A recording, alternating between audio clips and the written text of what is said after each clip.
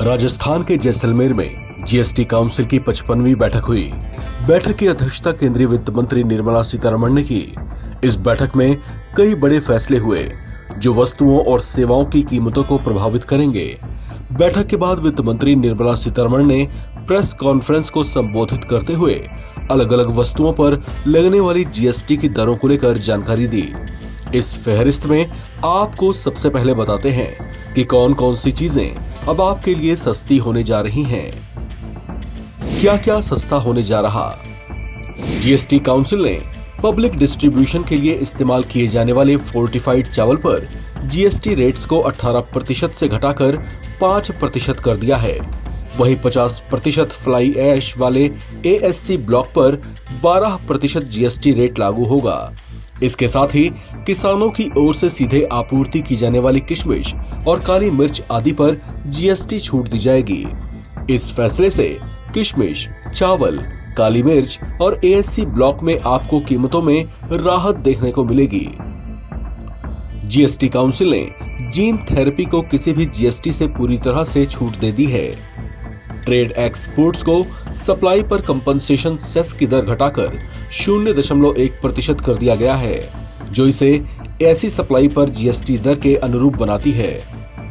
Banks और non banking financial companies NBFC की ओर से लोन की शर्तों का पालन न करने वाले कस्टमर्स पर लगाई जाने वाली फाइन पर अब से कोई जीएसटी नहीं लगाई जाएगी। अब से 2000 से कम की पेमेंट को संभालने वाले पेमेंट एग्रीगेटर को भी जीएसटी से छूट दी जाएगी।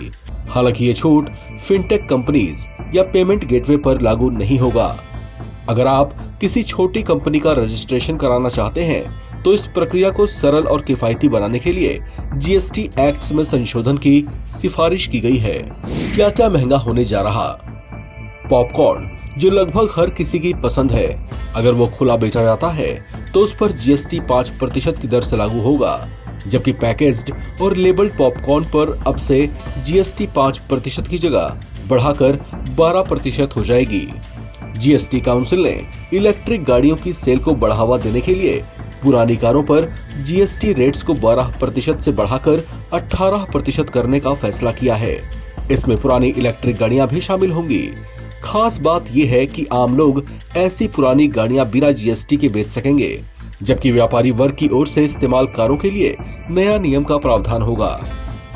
इन सब के अलावा aviation turbine fuel, e commerce app की ओर से खाद्य पदार्थों की डिलीवरी, फ्लोर स्पेस इंडेक्स पर जीएसटी रिवर्स चार्ज या फॉरवर्ड चार्ज पर अभी फिलहाल कोई फैसला नहीं लिया गया है।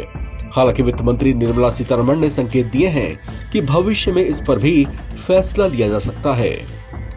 इस खबर में फिलहाल इतना ही। बाकी अपडेट्स के लिए आप बने रहें एनबीटी ऑनलाइन के साथ।